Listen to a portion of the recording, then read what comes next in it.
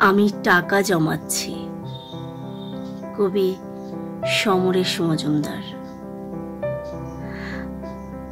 আমি টাকা জমাচ্ছি, যেদিন অনেক টাকা হবে, সময় কেনার মতো টাকা, সেদিন কিছু সময় কিনে নেব।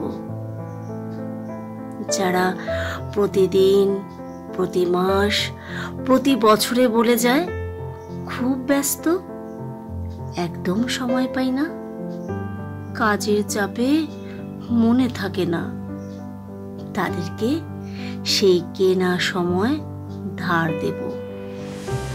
সময় কেনা হয়ে গেলে আমি আবারও টাকা জমাবো। এরপর কিনব অজুহাত। পৃথিবীর সমস্ত অজুহাত কিনে জমা করব। সময়ের অভাবে, অজুহাতের কারণে কেউ যেন আর প্রিয় মানুষদের ভুলে না যায়।